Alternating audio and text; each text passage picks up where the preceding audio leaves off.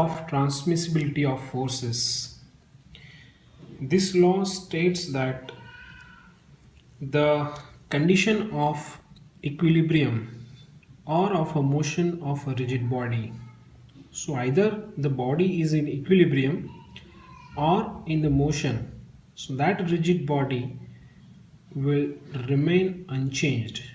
That means the equilibrium condition of a body or a motion of a body that will remain unchanged if a force acting at a given point of the rigid body is replaced by a force of the same magnitude as well as direction, but with the condition of that acting at a different point provided the two forces have same line of action. As an example, according to this law, a force acting on a rigid body can be shifted along its line of action. So that is a prime requirement. Now let us take any body, and this body is affected with a force P at point A, and this is a particular line of action of that application of a force. Now here the body is affected with a force P at point A.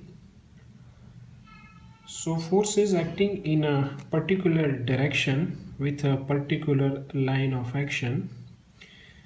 On the same body, if we draw it again, same body with same line of action, again we plot it, but the force we are applying at point B now. So previously our force is acting at point A, now it is available at point B. So according to the statement of the law, whatever the condition of this body, either it is in equilibrium or it is in a motion. So if a force acting at a given point, so point is there, point is A or point is B. So the acting at a given point of the rigid body is replaced by a force of the same magnitude and direction. So at point A, P is the force. So P is the magnitude of a force, and that is acting at A with line of action this.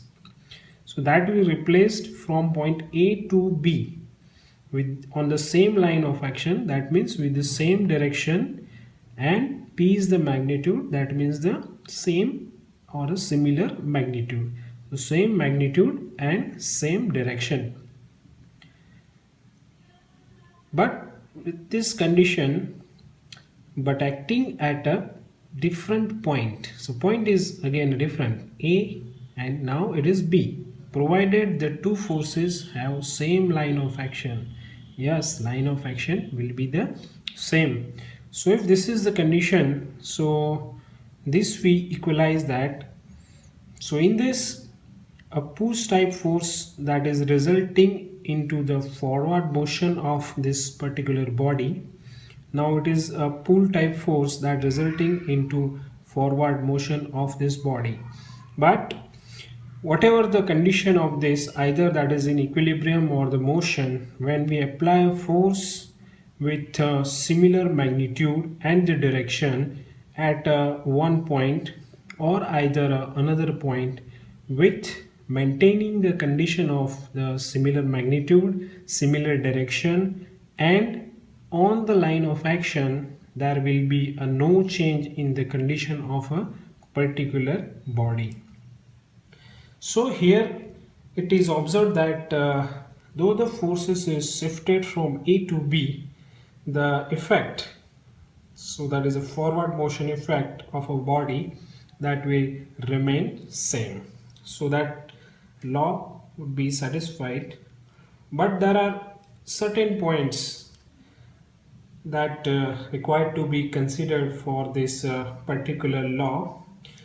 So in that, if we take number one, so generally in engineering mechanics we deal with only rigid body.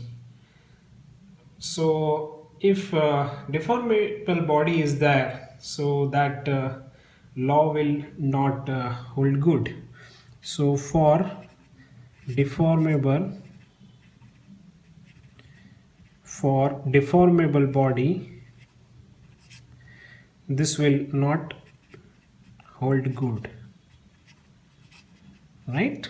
So this is the first one, and the second one, if we take, so by shifting the force, only the state of the body remains same, but the internal stresses, if we are talking about, so that will definitely change.